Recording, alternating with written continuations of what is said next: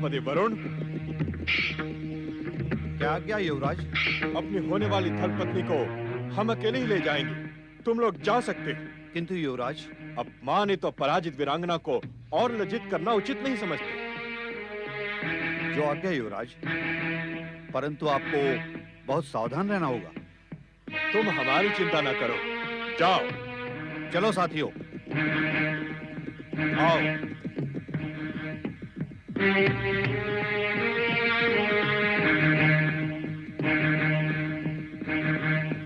जिसने तुम्हें पराजित किया, अपमानित किया, उसके साथ क्या तुम धर्मपत्नी बनकर रह पाओगी?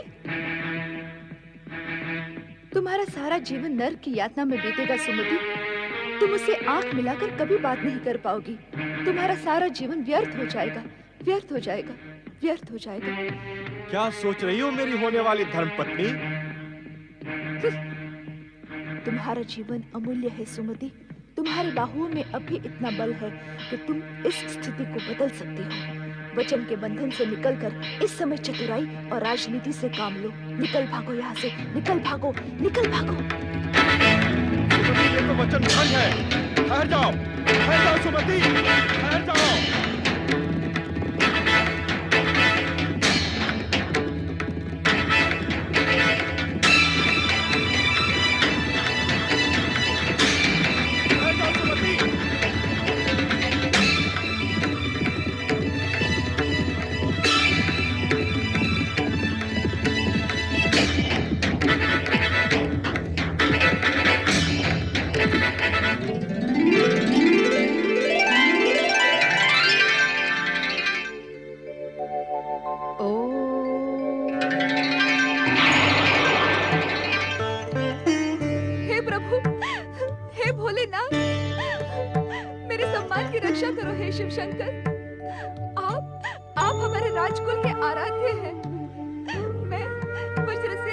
परीक्षण में हारने के कारण संकट में पड़ गई हूँ। मेरी रक्षा करो, आप सर्वशक्तिशाली हैं। मेरी रक्षा करो भोलेनाथ, मेरी रक्षा करो। ओम नमः शिवाय। मेरी रक्षा करो। पुत्री, क्या तुम किसी संकट में पड़ गई हो? हाँ, परंतु आप कौन हैं?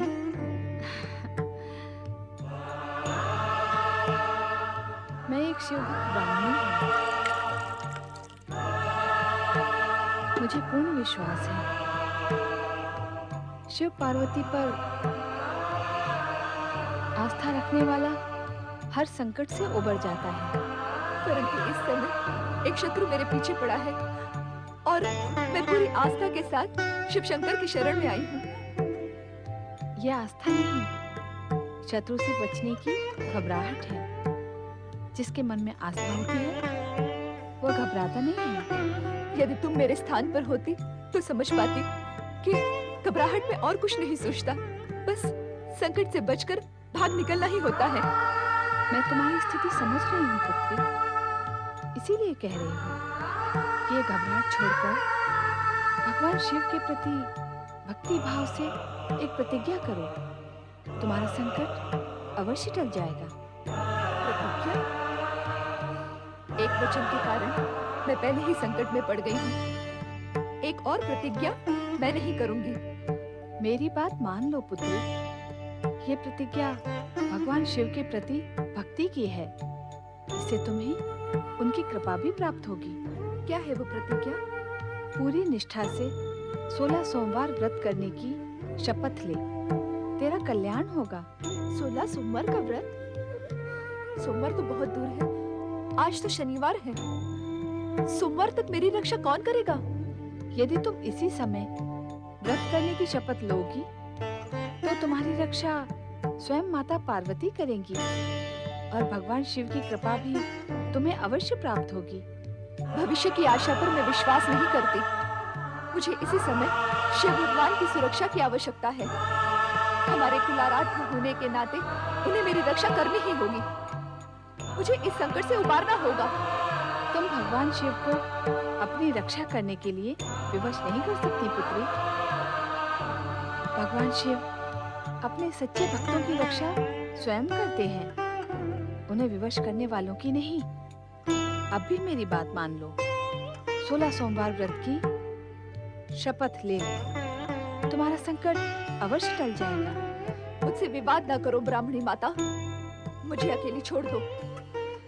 यदि भगवान शिव मेरी सहायता नहीं कर सकते तो मैं अपनी रक्षा स्वयं कर लूंगी। इससे ये सिद्ध होता है कि अपने कुल के आराध्य भगवान शिव के प्रति तुम्हारे मन में तनिक सी भी भक्ति नहीं है। वो भक्ति किस काम की जो समय पर काम ना आए। अब मुझे विश्वास हो गया है कि भगवान शिव और माता पार्वती की सहायता पर आस्था मिथ्या है। आपत्ति पड़ने पर कोई किसी की सहायता नहीं करता।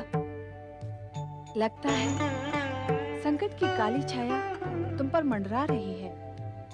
तुम्हारी बुद्धि कुंठित हो गई है। श्रद्धा, भक्ति और आस्था पर से तुम्हारा विश्वास उठ गया है पुत्री। अब तो इच्छा होते हुए भी तुम्हारी सहायता कोई नहीं कर सकता। भगवान शिव तुम्हारा कल्याण करें। ओम नमः शिवाय, ओम नमः शिवाय, ओम नमः शिवाय, ओम नमः शिवाय, ओम नमः शिवाय, ओम नमः शिवाय, ओम नमः शिवाय, ओम नमः शिवाय।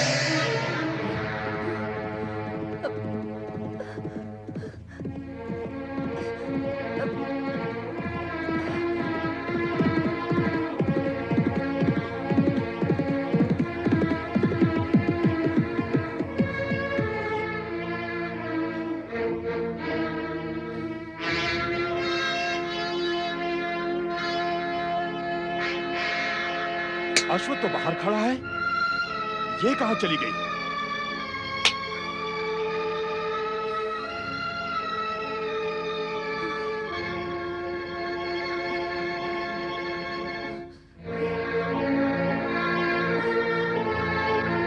मुझसे भागने की चेष्टा व्यर्थ है सुमति। विधाता ने तुम्हारे भाग्य को मुझसे जोड़ दिया है। अब तुम मुझसे बचकर नहीं जा सकती। अपने को वीर पुरुष कहते हो तो वीर पुरुष जैसा व्यवहार करो। छोड़ दो मुझे।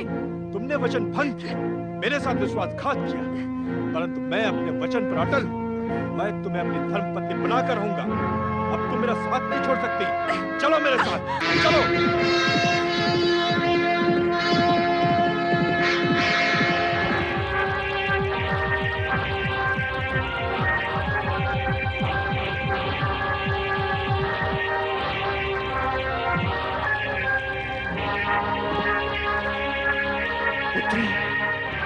पुत्री, तुम कुशल से तो हो? कहाँ थी तुम? तुम्हारा उद्धार करने वाला ये वीर पुरुष कौन है? युवराज सुमति, क्या अब भी आप पर विश्वास किया जा सकता है? कहीं एक बार फिर आप भागने की चेष्टा तो नहीं करेंगी? वीर शिष्य वज्रसेन, हमें तुम्हारी वीरता पर गर्व है। सुमति का हाथ तुम्हारे हाथ में देखकर ही हम समझ गए थे कि तुमने किस प्रकार इस अहंकारिणी को वश में किया। राजकुमारी, ये हमारे राजगुरु धुरजटी हैं, जिनके बुद्धि बल का लोहा सारा देश मानता है। प्रणाम करो इन्हें। वज्रसेन, अब तुम उस कथा को विस्तार से सुनाओ कि तुमने किस प्रकार युवराज सुमति का अहंकार ध्वस्त किया। इनके पिता महाराज भद्रसेन उस कथा को सुनने के लिए अत्यधिक उत्सुक हैं। सुमति पहले ही बहुत अपमानित और लज्जित हो गई है गुरुदेव। उस घटना का वर्णन करके इसके हृदय को ठेस पहुंचाना उचित नहीं है। वज्रसेन, क्या तुम्हें उस आघात का ध्यान नहीं जो इस अहंकारिणी ने हमारे हृदय को पहुंचाया था? क्या तुम इस सत्य से अनभिज्ञ हो? हमें सुनना है कि वीरता का दम भरने वाली इस अहंकारिणी राजकुमारी की वीरता क्या मात्र शब्दों तक ही सीमित थी? हमें उस कथा को सुनकर शांति पहुंचेगी वज्रसेन। जब मैं इनके युद्ध शिविर पहुंचा, सुमति अपने चाटुकार सेनापति के साथ विद्याभ्यास कर रही थी। हर कोई इन्हें वीरांगना सिद्ध करने की होड़ कर रहा था।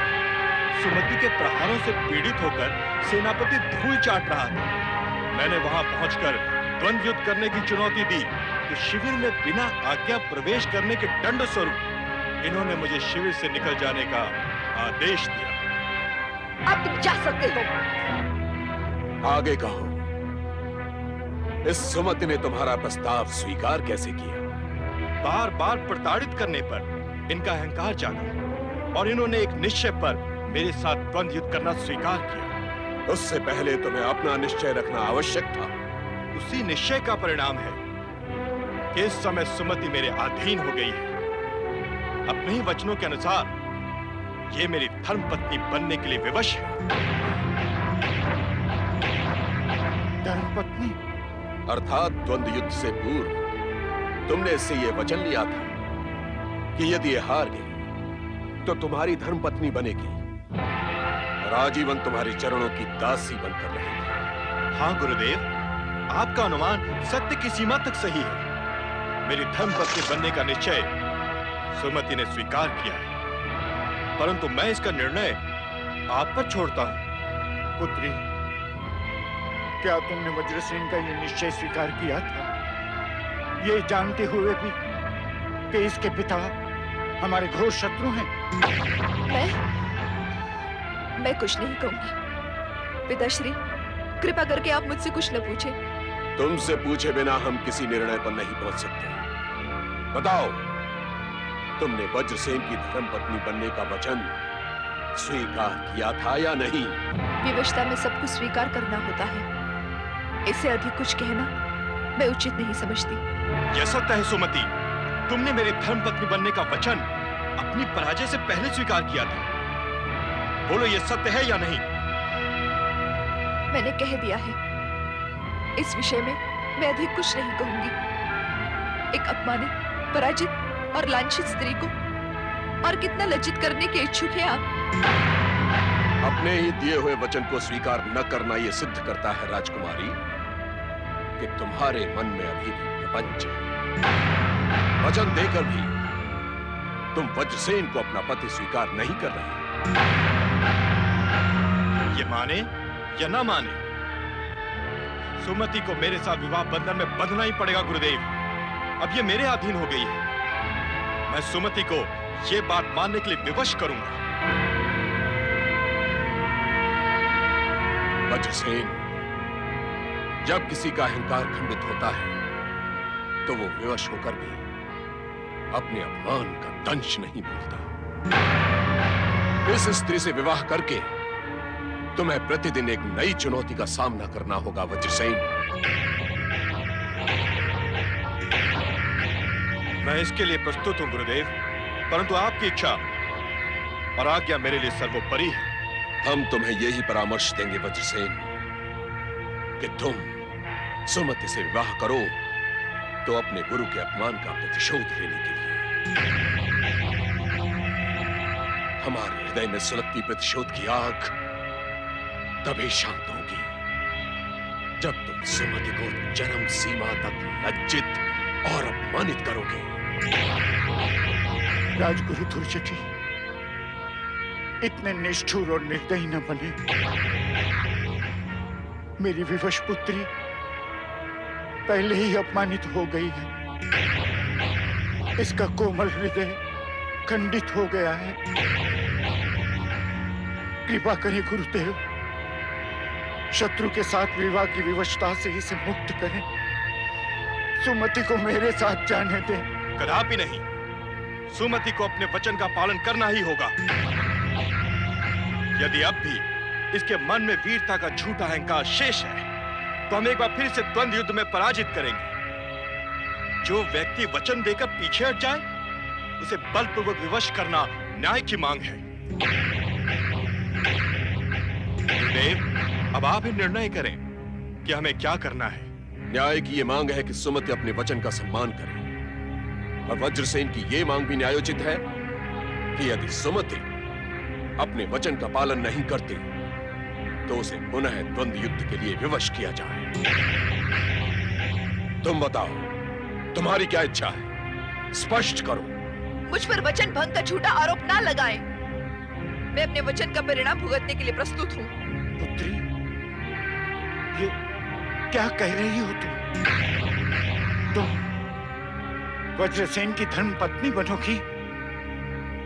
कल्पना करो, सोचो, विवाह के पश्चात तुम्हारी क्या दुर्दशा होगी।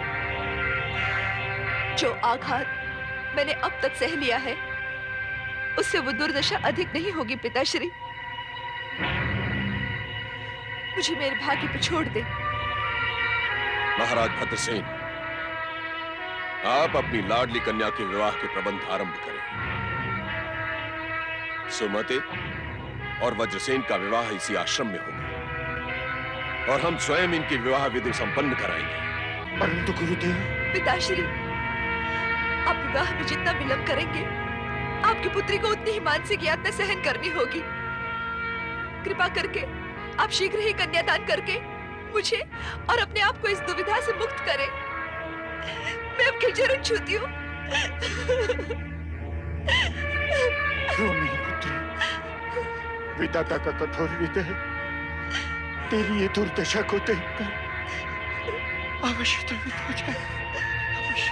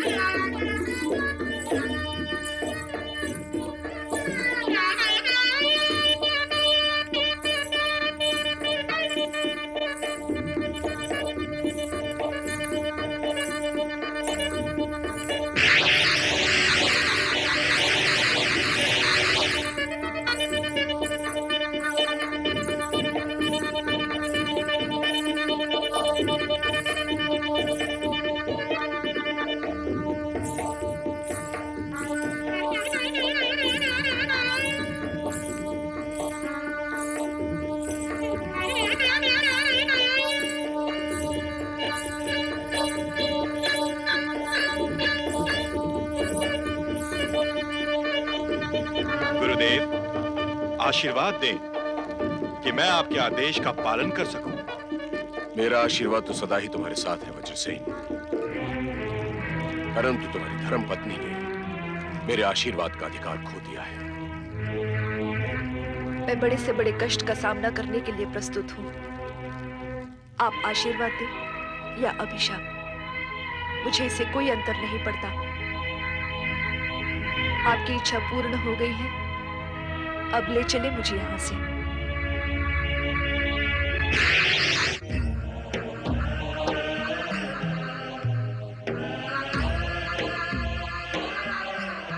क्या सोच रही हो देवी? कुछ नहीं स्वामी। तुम जानती हो, तुम जो सोचती हो उसका ज्ञान हमें हो जाता है। तो फिर पूछना व्यर्थ है। आप कृपा करके मुझसे कुछ न पूछिए। हम जानते हैं कि इस समय तुम्हारे मन में कैसा द्वंद चल रहा है। सुमति ने तुम्हारी बात नहीं मानी, फिर भी तुम्हारे मन में उसके प्रति सहानुभूति है। उसकी दुर्दशा देखकर तुम्हें दुख हो रहा है। इच्छा होते हुए भी तुम उसकी सहायता नहीं कर पा रहे। स्वामी, मुझे दुख इसी बात का है कि यदि वो उस समय 16 सोमवार व्रत करने की शपथ ले लेती तो आज वो इस कठिन परिस्थिति से बच जाती। जो नहीं होना था वो कैसे हो सकता था देवी? परंतु यदि वह 16 सोमवार व्रत करने का निश्चय कर लेती तो क्या आप उसके भाग्य में हस्तक्षेप नहीं करते? बिना श्रद्धा के यदि सुमति व्रत का प्रण कर भी लेती तो उसे निभा नहीं पाती, और व्रत उसके दुर्भाग्य को बदलने में सहायक नहीं होता। और फिर हम विधाता के विधान में कैसे हस्तक्षेप कर सकते हैं? मुझे पूर्ण विश्वास है कि सच्ची भक्ति विधि का विधान बदल सकती है। अपने भक्त की दुर्दशा से क्या आप व्यथित नहीं होते?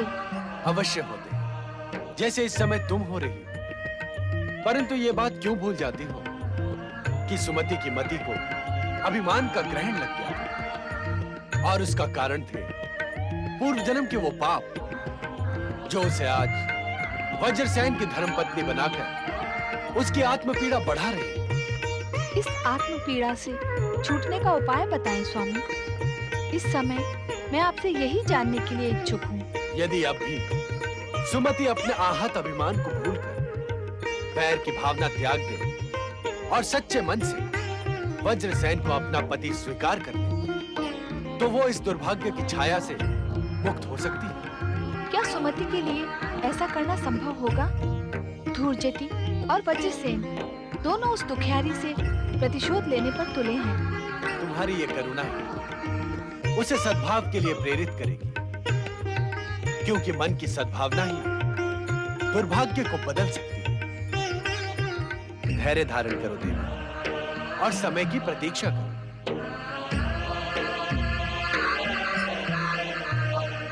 नमः शिवाय। नारायण नारायण नारायण नारायण। ओम नमः शिवाय। हे शिव शंकर, जिस उद्देश्य से मैंने दशारण देश के युवराज वज्रसेन को अपना शिष्य बनाया था, वो अधूरा ही रह गया। सुमति को अपनी पत्नी के रूप में पाकर वो अपने उद्देश्य से भटक गया। भोलेनाथ, वज्रसेन के मन में सुमति के प्रति द्वेष और घृणा उत्पन्न करे।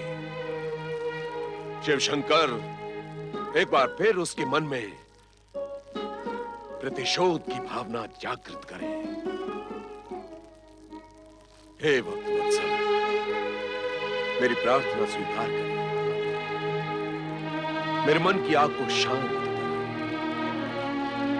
अन्यथा मैं यूं ही प्रतिशोध की आग में तपता रहूंगा। ओम नमः शिवाय। ओम नमः शिवाय। ओम नमः शिवाय। ओम नमः शिवाय। ओम नमः शिवाय। गुरुदेव, आपके दर्शन पाकर मेरा जीवन सफल हुआ, मैं धन्य हुआ। कौन हो तुम? गुरुदेव, मैं एक बाल ब्रह्मचारी हूँ। आपका शिष्य बनने के लिए दूर देश से यहाँ आया हूँ। चले जाओ यहाँ से, तुम हमारे शिष्य नहीं बन सकते। हे महाज्ञानी, आप पूरी योग्यता से मेरी योग्यता की परीक्षा ले लें। मैं आपका सर्वश्रेष्ठ शिष्य सिद्ध हो सकता हूँ। सर्वश्रेष्ठ तो क्या, तुम हमारे निकृष्टतम शिष्य भी नहीं बन सकते। जो मूर्ख भक्ति में बाधा डालकर विवेकहीन हो गया हो, वो हमारा शिष्य कदापि नहीं हो सकता। हम फिर कहते हैं, चले जाओ यहाँ से। हमारी शिव भक्ति में बाधा मत डालो। मुझे अपना शिष्य बना लेने से आपकी शिव भक्ति और भी दृढ़ हो जाएगी। भगवान भोलेनाथ मेरे भी इष्ट देव हैं। उनकी मुझ पर विशेष कृपा है। तुम्हारे कहने मात्र से क्या होता है? तुम अपनी स्वार्थ सिद्धि के लिए कुछ भी कह सकते हो, परंतु हमारी शिव आराधना में बाधा डालकर तुमने हमारा शिष्य बनने का अधिकार खो दिया है। अब अधिक बातें न बनाओ, चले जाओ यहां से। नहीं गुरुदेव, नहीं। गुरुदेव, मैं तब तक आपके चरण नहीं छोड़ूंगा जब तक आप मुझे शिष्य के रूप में स्वीकार नहीं कर लेते। गुरुदेव, आप मेरी प्रार्थना अस्वीकार कर मेरे हृदय को छिन्न भिन्न न करें। मुझ पर कृपा करें गुरुदेव। गुरुदेव, मैंने आपको मन ही मन अपना गुरु स्वीकार कर लिया है। यदि आप इसी समय मुझे शिष्य की दीक्षा नहीं देंगे तो मैं भगवान भोलेनाथ का नाम स्मरण कर यहीं पर अपने प्राण त्याग दूंगा गुरुदेव। ऐसा हठी ब्रह्मचारी हमने आज तक नहीं देखा। ठीक है, हमें सोचने का समय दो। हमें परखने दो कि तुम हमारे शिष्य बनने योग्य होगी या नहीं। गुरुदेव, मैंने आपसे पहले ही निवेदन किया है कि मैं कठोर से कठोर परीक्षा देने के लिए तत्पर हूं। यदि आप मुझे प्राण देने के लिए कहें तो मैं अवश्य दूंगा, परंतु आपको मुझे दुर्जटी शिष्य की उपाधि अवश्य प्रदान करनी होगी। कृपया आप मुझे दुर्जटी शिष्य के रूप में दीक्षित करें। तुम बाल ब्रह्मचारी हो ये तो हम जान गए, किंतु तुमने अपना पूर्ण परिचय नहीं दिया। तुम्हारे पिता का नाम क्या है? मेरे पिता का नाम है ब्रह्मदेव। माता का? माता शारदा। कुल कौन सा है? नारदीय। और गोत्र? ब्रह्म गोत्र है मेरा। अब और क्या शेष रह गया है जानने के लिए गुरुदेव? जब तक हम तुम्हें अपना शिष्य न बनाएं, तुम हमें गुरुदेव नहीं कह सकते। आप मेरे तो क्या, सारे संसार के गुरुदेव हैं गुरुदेव। सारा जगत आपके ज्ञान और पांडित्य का लोहा मानता है। आपकी ये कीर्ति कथा सुनकर ही तो मैं आपकी शरण में आया हूँ। ऐसा लगता है कि तुम्हारा ज्ञान प्रशंसनीय है, इसलिए हम तुम्हें अपना शिष्य बनाना स्वीकार करते हैं। आप धन्य हैं गुरुदेव, आप महान हैं।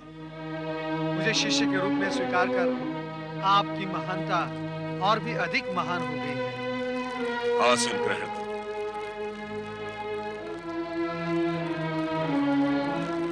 अब शिवलिंग के समक्ष ध्यान कर प्रतिज्ञा करो। हम इसी समय तुम्हें अपना शिष्य बनाएंगे। अपना नाम लेकर कहो।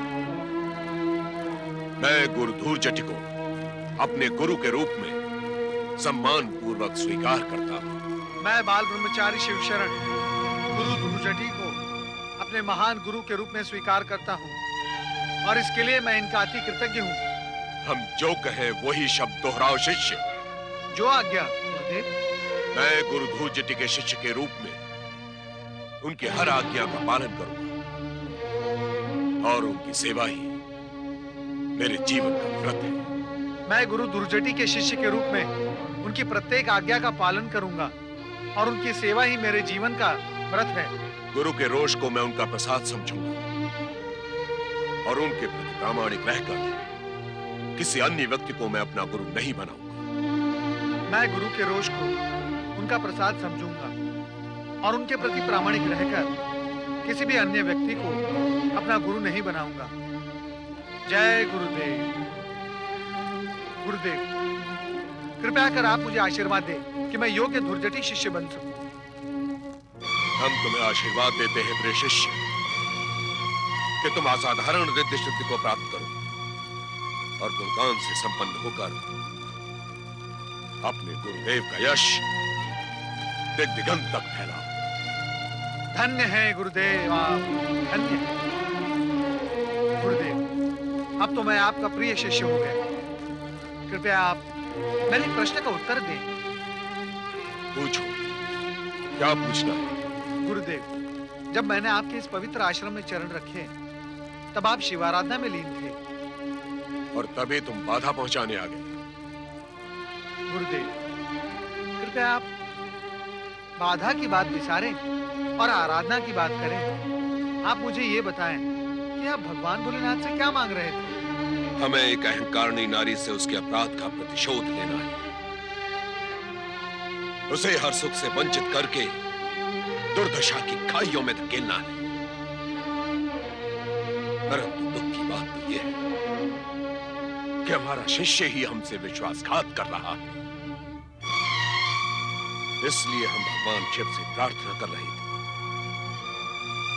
कि हमारे शिष्य के मन में उसकी पत्नी के प्रति प्रेम नहीं, घृणा उत्पन्न करें। क्या भगवान भोलेनाथ आपकी ये विचित्र प्रार्थना स्वीकार करेंगे गुरुदेव? हमने वर्षों भगवान शिव की भक्ति की है, उन्हें हमारी ये प्रार्थना माननी ही होगी। यदि वो नहीं मानेंगे तो हम स्वयं अपने शिष्य के हृदय में घृणा के बीज बोएंगे। गुरुदेव, आपका ये रूप बहुत भयानक है। हमारे शिष्य वज्रसेन को हमारा आदेश मानकर सुमति को अधिक से अधिक पीड़ा पहुंचानी ही होगी। ये हमारा प्रण है।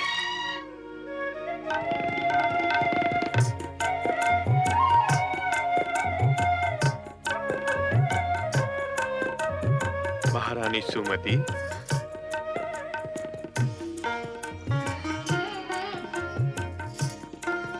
राजवैद्य जी ने कहा है कि अब तुम्हारा गर्भकाल पूर्ण हो चुका है।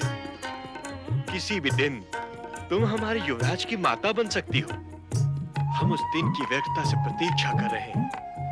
हम युवराज का जन्मोत्सव धूमधाम से मनाएंगे। आपने मेरे दुर्भाग्य को सौभाग्य में बदल दिया है। मैं तो उस घटना के बाद जीवन से हार चुकी थी। विधाता के खेल बड़े विचित्र होते हैं सुमति। हम स्वयं चकित हैं अपना हृदय परिवर्तन देखकर। महाराज वज्रसेन, तुरंत राजकक्ष में आइए। हम राजगुरु धूर्जटे आपसे भेंट करना चाहते हैं। राजगुरु धुर्जटी इस समय यहाँ? हम जानते हैं अंतःपुर में आप हमारा आह्वान सुन रहे हैं। एक क्षण भी विलंब न करें, अन्यथा परिणाम बहुत बुरा होगा। राजगुरु आवेश में है। हमें शीघ्र जाना होगा सुमति। हम उनका क्रोध शांत करने का प्रयत्न करेंगे।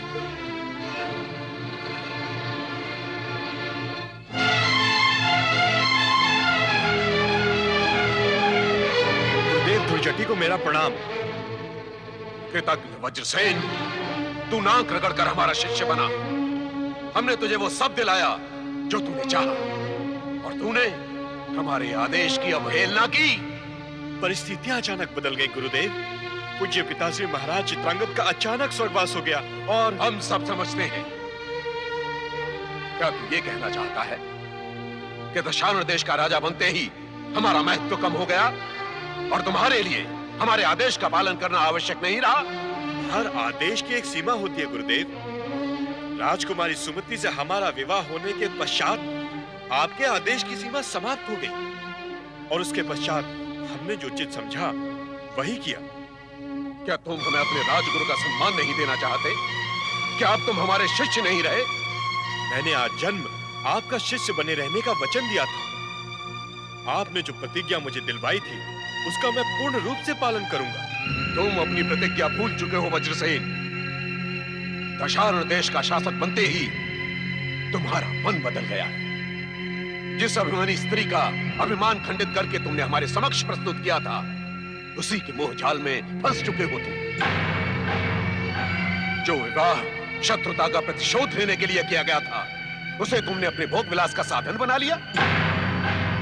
तुम अपने कर्तव्य से विमुख हो चुके हो। तुमने अपने गुरु के साथ विश्वासघात किया है वज्रसेन, और इसके कुपरिणाम से तुम बच नहीं सकते। क्षमा कीजिए गुरुदेव। धर्म पत्नी के प्रति भी पति का कुछ कर्तव्य होता है। वो उसके संतान की माता का गौरव प्राप्त करती है। उस कर्तव्य से हम कैसे मुंह मोड़ लेते हैं? वज्रसेन, राजा बनने के पश्चात तुमने बार बार हमारे आदेश की अवहेलना की। हमारे बार बार बुलाए जाने पर भी तुम हमारे आश्रम नहीं आए। यह हमारा घोर अपमान नहीं है क्या? नहीं गुरुदेव, मुझे आपके सम्मान का पूरा ध्यान था। मैं जानता था आप जैसा ज्ञानी गुरु ये बात सरलता से समझ सकता है कि समय बीतने के साथ साथ संबंधों में परिवर्तन होता है। शत्रुता को अधिक समय तक मन में पालने वाला व्यक्ति स्वयं ही स्वयं का शत्रु बन जाता है। इसलिए हमने सुमति के प्रति शत्रुता को मित्रता, स्नेह और कर्तव्य में बदलने का निश्चय किया। अब हम अपने होने वाले युवराज के पिता बनने वाले हैं। इसलिए धर्मपत्नी को सच्चा स्नेह प्रदान करना अब हमारा कर्तव्य बन चुका है। बदल डालो ऐसे कर्तव्य को, और उस कर्तव्य का पालन करो जो एक शिष्य को गुरु के लिए करना चाहिए। वज्रसेन, ये हमारा आदेश है। कि यदि तुम सुमति को साथ रखकर उससे प्रतिशोध नहीं ले सकते तो बहिष्कार कर दो उसका, निकाल दो उसे इस राजमहल से और हमारे समक्ष की हुई प्रतिज्ञा का पालन करो। अन्यथा प्रतिज्ञा तोड़ने के अपराध में तुम कठोर दंड के पात्र हो सकते हो। अपना क्रोध शांत कीजिए गुरुदेव, मुझे उस प्रतिज्ञा का स्मरण न कराइए जो मेरे लिए निरर्थक हो चुकी है। आप ज्ञानी हैं, महापंडित हैं, शांत मन से विचार कीजिए कि क्या दर्शान देश की गर्भवती महारानी को बहिष्कृत करना मेरे लिए संभव है? प्रजा क्या कहेगी, संसार क्या कहेगा? मुझ पर कृपा कीजिए गुरुदेव, इस अनुचित आदेश का पालन करने के लिए मुझे विवश न कीजिए। वज्रसेन, यदि तुमने हमारे आदेश को स्वीकार नहीं किया, यदि तुमने अपने गुरु के धधकते हृदय को शांत नहीं किया, तो हम अपनी समस्त सिद्धियों का उपयोग करके तुम्हें और तुम्हारे सारे राज्य को नष्ट कर देंगे।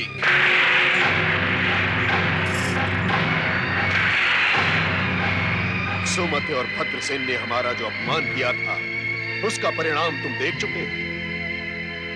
हमारी इच्छाओं के विरुद्ध कार्य करके तुमने उस अपमान को भी पीछे छोड़ दिया है।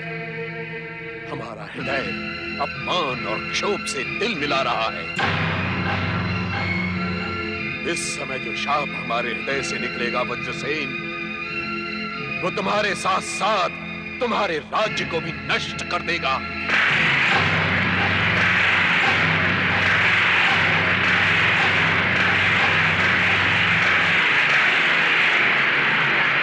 ऐसा न कीजिए गुरुदेव, ऐसा अनर्थ न कीजिए। हम तुम्हें एक क्षण का समय देते हैं। तुम हमारे आदेश का पालन करते हो या अपने सर्वनाश को निमंत्रण देना चाहते हो? तुरंत उत्तर दो, हम और प्रतीक्षा नहीं करेंगे।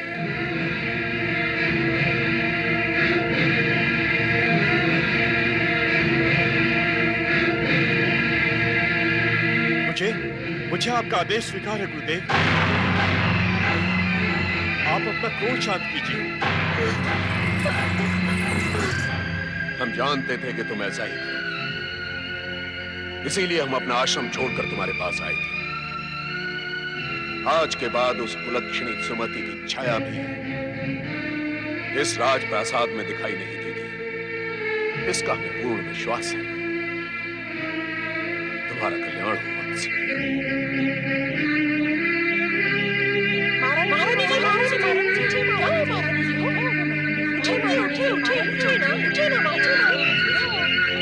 महाराज की जय हो। क्या समाचार है राजवैद्य जी? समाचार शुभ नहीं है महाराज। क्या महारानी सुमति ने युवराज को जन्म नहीं दिया? शिशु युवराज का तो आगमन हो चुका है महाराज, परंतु परंतु परंतु क्या? परंतु महारानी सुमति ने क्षय रोग से ग्रस्त पुत्र को जन्म दिया है, जिसका उपचार करना अत्यंत ही कठिन है। देखा महामंत्री जी, गुरुदेव के प्रकोप ने अपना प्रभाव दिखाना प्रारंभ कर दिया है। राजवैद्य जी, क्या क्षय रोग से ग्रस्त युवराज का कोई उपचार नहीं हो सकता? उपचार तो मैं अवश्य करूंगा महाराज, परंतु आशा बहुत ही क्षीण है। अब आप जा सकते हैं। जो आज्ञा महाराज।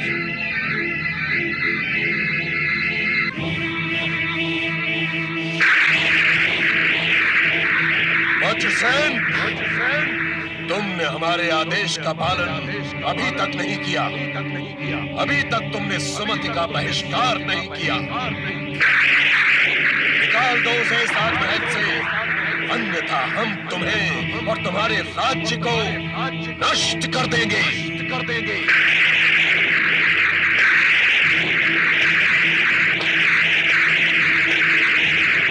महामंत्री, अब हमें गुरुदेव के आदेश का पालन करना ही होगा, अन्यथा हम और भी विकट आपदाओं से घिर सकते हैं।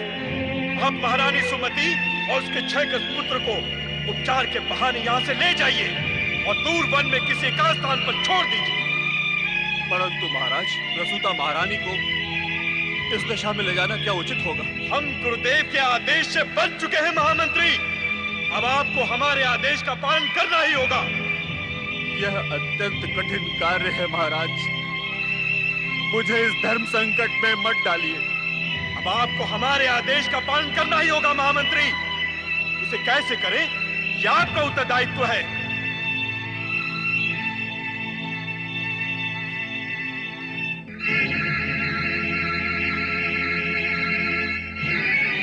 महारानी और शिशु युवराज की रक्षा करना है शिव शंकर। हर हर महादेव, जय शिव शंकर। ओम नमः शिवाय। भोलेनाथ, मैं ब्रह्मचारी का रूप धारण कर राजगुरु धुर्जटी का शिष्य बना और उनकी भक्ति की था पाने का प्रयत्न किया। कितनी आस्था और निष्ठा है धुर्जटी की भक्ति में? भोलेनाथ, धुर्जटी की शिव भक्ति में अभिमान और दूसरों के प्रति पीड़ा के अतिरिक्त और कुछ भी नहीं है। ऐसा भक्त आपकी कृपा का अधिकारी कैसे हो सकता है भोलेनाथ? अब महारानी सुमति और उनका क्षयग्रस्त शिशु हमारी कृपा का पात्र बन चुके हैं। नारद, अब उन्हें हर कष्ट से उबारना तुम्हारा कार्य है। मेरा कार्य? प्रभु, आप अपना कार्य मुझ पर क्यों थोपना चाहते हैं? क्योंकि तुम हमारे श्रेष्ठतम भक्त हो और भक्त को कभी-कभी भगवान का कर्तव्य भी निभाना पड़ता है। नारायण नारायण, जो आज्ञा भोलेनाथ, मैं आपकी प्रत्येक आज्ञा का पालन करूंगा। आप मुझे केवल ये बताएं कि मुझे धुर्जटी के ब्रह्मचारी शिष्य की भूमिका अब भी निभानी है अथवा नहीं? कदापि नहीं। अब धुर्जटी को तुम्हारी सहायता प्राप्त नहीं होगी। उसे अपने द्वेष और दुर्भावना का परिणाम अवश्य ही भुगतना होगा। हाँ, तुम उसके ब्रह्मचारी शिष्य होने का वेश धारण करके दुखियों की सहायता करने के लिए स्वतंत्र हो। तुम्हारा कल्याण। महामंत्री जी, आप मुझे कहाँ लिए जा रहे हैं? मैं महाराज वज्रसेन की आज्ञा का पालन कर रहा हूँ महारानी जी। क्या है महाराज की आज्ञा? उन्होंने तो मुझे कुछ कहा ही नहीं। महाराज राजकाज में बहुत व्यस्त है महारानी, उन्हें आपसे बात करने का अवकाश ही नहीं मिला। परंतु ये तो बताइए, हम जा कहाँ रहे हैं? हम लोग जा रहे हैं एक महात्मा जी के पास, जो इस रोगग्रस्त शिशु को पुनः स्वस्थ कर देंगे। उनके हाथों में चमत्कार है महारानी, उनके स्पर्श मात्र से युवराज स्वस्थ हो जाएंगे। कहाँ है उन महात्मा जी का स्थान? यहाँ से दूर एकांत वन में। क्या आप कभी उनके पास पहले गए हैं? क्या उनका चमत्कार आपने स्वयं देखा है? हाँ, अरे हाँ, अब स्मरण हुआ। मैं अपने एक मित्र के साथ उनके आश्रम पर गया था। बड़ी भीड़ थी वहां। सहस्त्रों लोग उनके चमत्कार से स्वास्थ्य लाभ की आशा में एकत्र हुए थे। मेला सा लग गया था वहां। शांत हो जा मेरे पुत्र, शांत हो जा। क्या वो महात्मा जी हमारे महल में नहीं पधार सकते थे? नहीं नहीं महारानी, वे महात्मा कहीं आते जाते नहीं। उन्हें किसी प्रकार का स्वार्थ या लोभ लालच नहीं है। वे तो एकमात्र परोपकार की भावना से दूसरों का उपकार करते हैं। धन्य है वे महात्मा। महामंत्री जी, एक ये है परोपकारी महात्मा और एक है हमारे राजगुरु धुर्जटी, जो दूसरों को कष्ट देने का जैसे प्रण लिए बैठे हैं। क्या मिलता है उन्हें दूसरों को कष्ट पहुंचाने से? मेरे तो कुछ समझ में नहीं आ रहा। मैं आपकी बात से सहमत हूँ महारानी जी। उनके जैसे ज्ञानी महापंडितों का काम दूसरों की सहायता करना है, दूसरों को दुख के सागर में ढकेलना नहीं। परंतु किसी के स्वभाव को तो नहीं बदला जा सकता। मानती हूँ कि मैंने अभिमान किया था, परंतु उसका दंड तो मैं पहले ही भुगत चुकी हूँ। अब वे बार बार मुझे प्रताड़ित करने की चेष्टा क्यों कर रहे हैं? इससे उन्हें क्या मिलेगा? भला हो महाराज का, उन्होंने उनका आदेश मानकर मुझे महल से बहिष्कृत नहीं किया।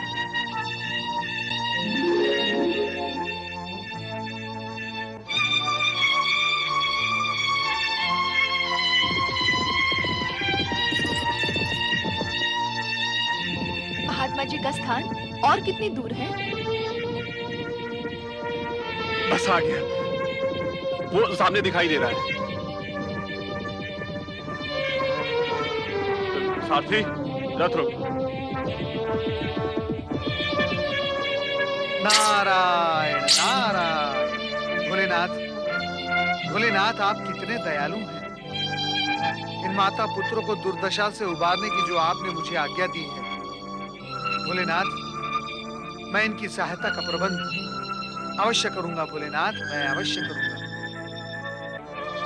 दुखियों का दुख मिटाना यह नारद का भी तो परम कर्तव्य है। भोलेनाथ नारायण नारायण।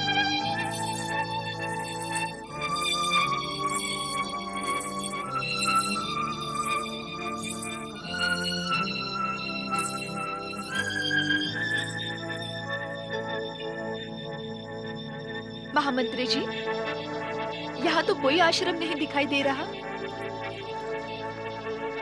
ये तो वन प्रदेश का शिवालय है।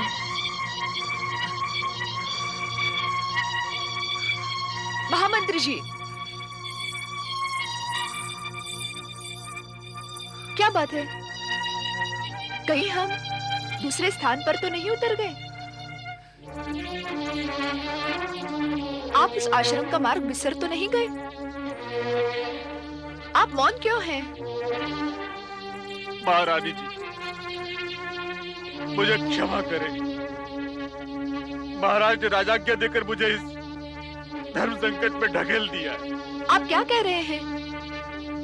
मेरी तो कुछ समझ में नहीं आ रहा। महारानी जी, मैंने आपसे महात्मा जी के विषय में जो कुछ कहा था वो असत्य था। असत्य था? आपको मुझसे असत्य बोलने की क्या आवश्यकता पड़ी? आपको आघात न पहुंचे इसलिए मुझे असत्य बोलना पड़ा, महात्मा जी का बहाना बनाना पड़ा। मेरी विवशता को क्षमा कर दे महारानी जी, मुझे क्षमा कर दे। वो असत्य था तो बताएं, सत्य क्या है?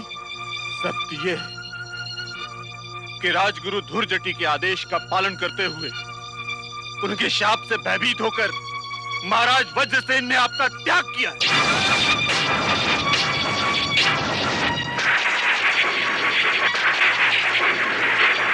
अपने राज्य से आपको बहिष्कृत किया है।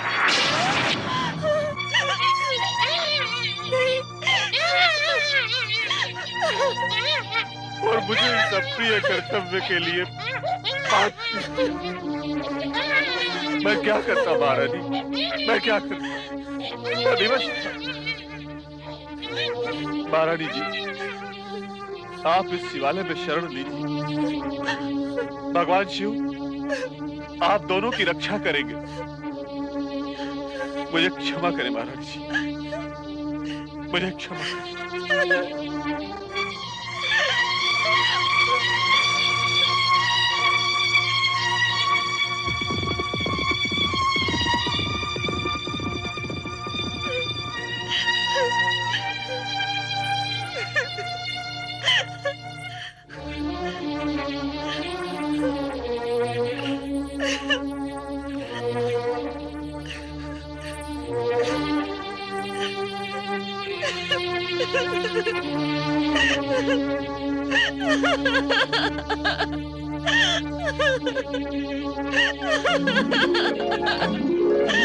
नारायण नारायण।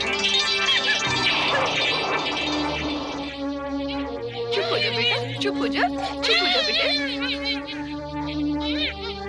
ओम नमः शिवाय।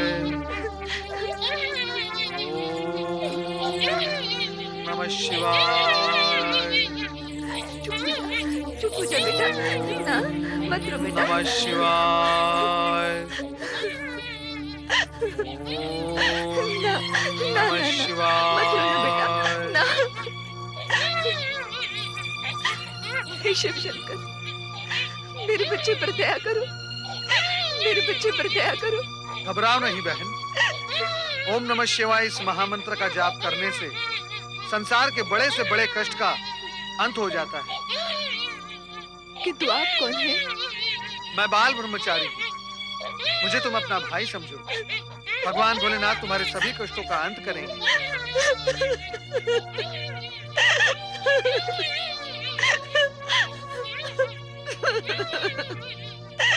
रो नहीं बहन, रोने से हृदय विदीर्ण होता है। तनिक धैर्य धारण करो और मैं जो कहता हूँ उसे ध्यान से सुनो। बहन, तुम भगवान भोलेनाथ की शरण में आई हो। अपनी सारी चिंताएं भगवान भोलेनाथ के शरण में समर्पित कर दो। ब्रह्मचारी भैया, मैं पहले भी एक बार संकट में पड़ गई थी और यही भोलेनाथ की शरण में आई थी। परंतु क्या बहन? भगवान भोलेनाथ के शरण में आने के पश्चात संकट दूर ना हो, ये हो ही नहीं सकता बहन। इनकी शरण में आने के पश्चात संकट दूर होकर रहता है, इस बात पर मेरा अटल विश्वास है। मैं अभागन भगवान शिव पर अटल विश्वास नहीं कर पाई। मैं घबरा गई थी।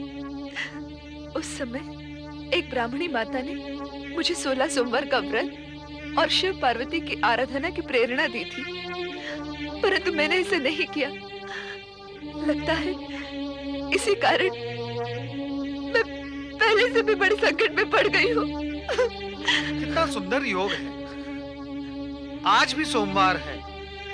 आज ही से तुम निष्ठापूर्वक 16 सोमवार का व्रत प्रारंभ करो। तुम्हारे सभी संकट दूर होकर ही रहेंगे। मैं इसी समय से 16 सोमवार का व्रत निष्ठापूर्वक करने की शपथ लेती हूँ।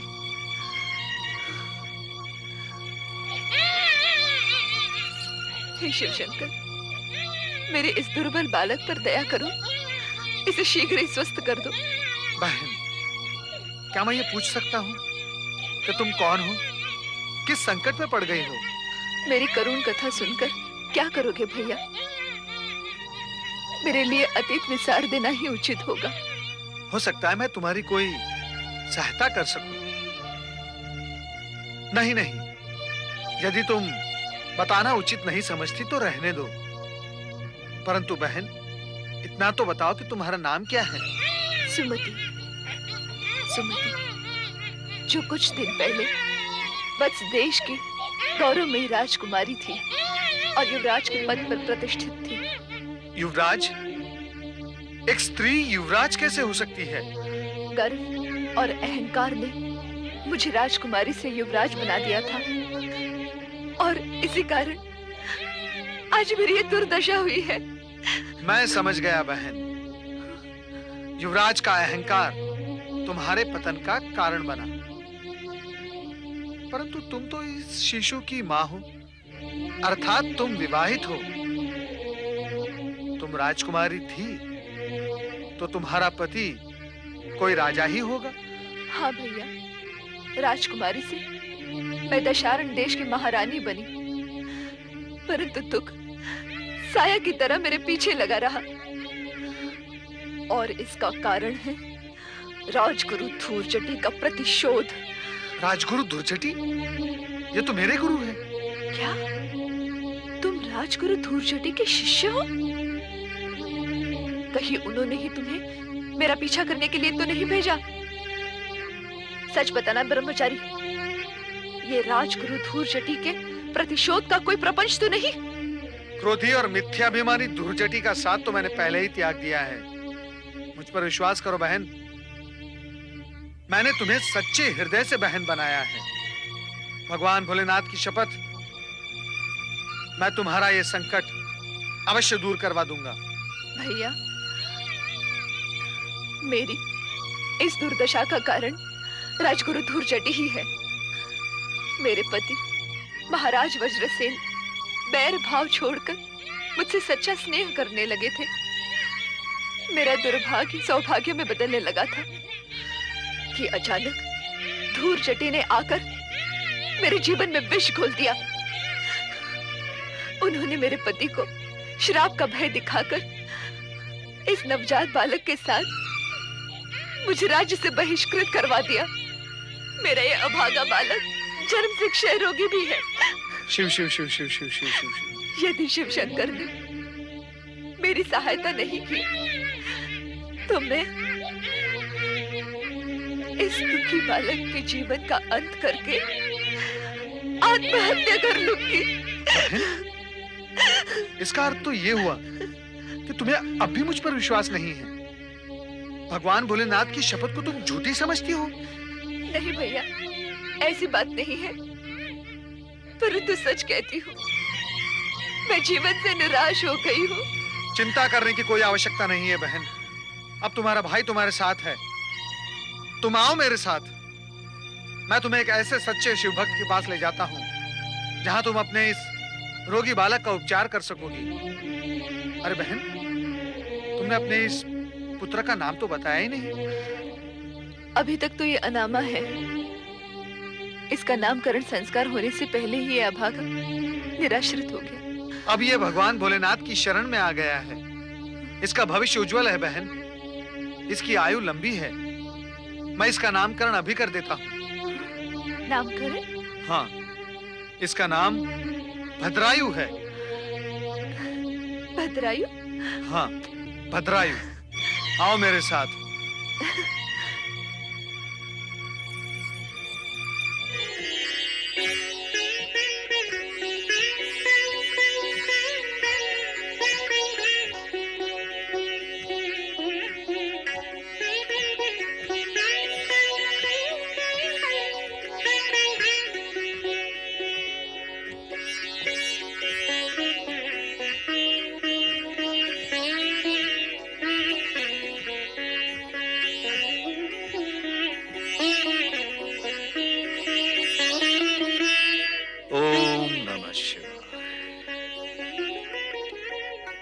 मुनीम जी, किसानों ने अनाज का भुगतान किया या नहीं?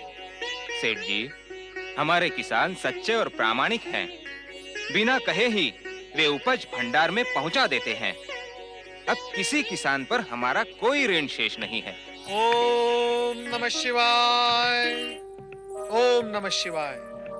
श्रेष्ठ श्री शिवचरण, आपका यश सदा बढ़ता रहे।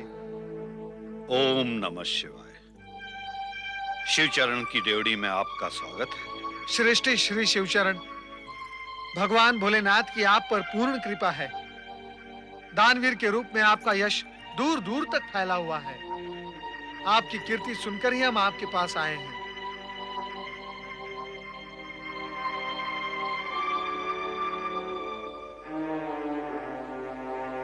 आप?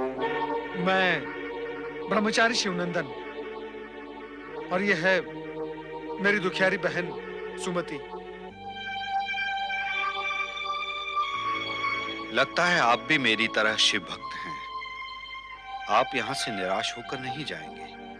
कहिए, मैं क्या आपकी सहायता कर सकता हूँ? मेरी इस दुखियारी बहन को कृपया आप अपने घर में आश्रय दें, क्योंकि मैं स्वयं एक गृहत्यागी ब्रह्मचारी हूँ। इस विषय में जितनी आप सुमति की सहायता कर सकते हैं, उतनी मैं नहीं कर सकता।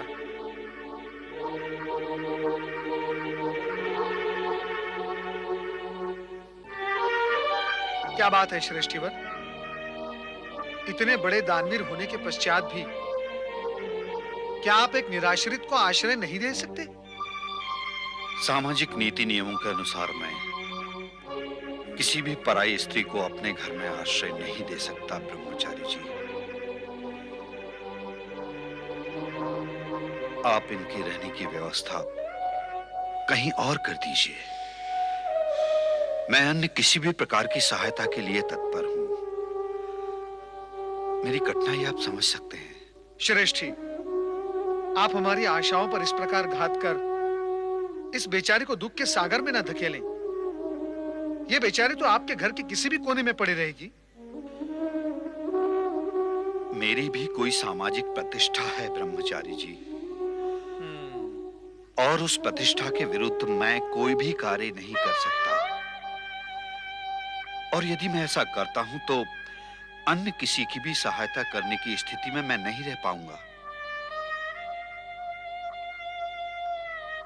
क्षमा कीजिए, क्षमा कीजिए। मैं इस कार्य में आपकी सहायता नहीं कर सकता। चलो सुमति बहन, एक शिवभक्त ही दूसरे शिवभक्त की सहायता करने के लिए तैयार नहीं है तो समझ लो तुम्हारा दुर्भाग्य बहुत कठोर है। ओम नमः शिवाय। एक उपाय है ब्रह्मचारी जी। वो क्या है? मेरी धर्मपत्नी इन्हें आश्रय देने के लिए सहमत हो जाए तो मैं आपकी बात मान सकता हूं। वो भी गर्भवती है और इस समय उसे किसी महिला सहायकर्ता की आवश्यकता है। चलिए मेरे साथ।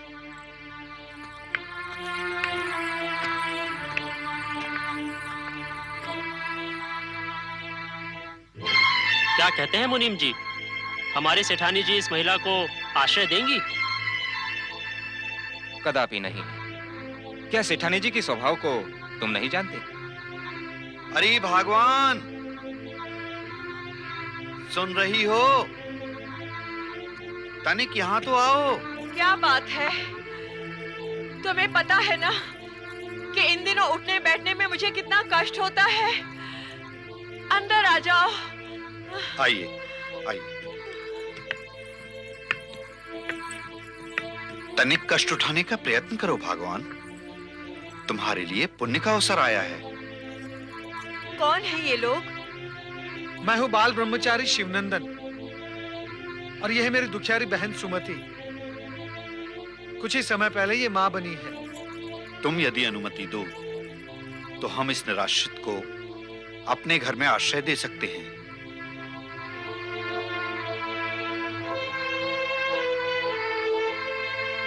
निराश्रिता? मुखमंडल से तो ये कोई राजरानी दिखती है। इसे आश्रय की क्या आवश्यकता है? आपका अनुमान सत्य है श्रीमंतिनी जी, परंतु भाग्य ने मेरे और मेरे बच्चे के साथ बहुत क्रूर खेल खेला है। एक राजरानी एक भिखारन बनकर रह गई। यदि आप मेरी व्यथा कथा सुनेंगी तो आपको मेरी बात पर अवश्य विश्वास हो जाएगा। ना मेरे लाल, चुप हो जा। मैंने ब्रह्मचारी जी को स्पष्ट रूप से बता दिया है, यदि हमारी श्रीमती जी अनुमति देंगी तो ही हम इन्हें अपने घर में आश्रय दे सकते हैं। आप इस दुखियारी को आश्रय न देने का पाप मेरे सिर मरना चाहते हैं? सुमति बहन,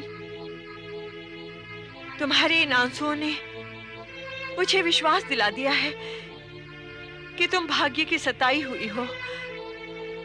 तुम देख रही हो ना, मैं भी शीघ्र ही माता बनने वाली हूँ। विवाह के अनेक वर्षों के पश्चात भगवान शिव ने हम पर कृपा की है और शीघ्र ही पुत्र जन्म का शुभ अवसर भी आने वाला है। हमारी ओर से बधाई स्वीकार करें। धन्यवाद। मेरे साथ रहकर तुम मेरी सहायता करना।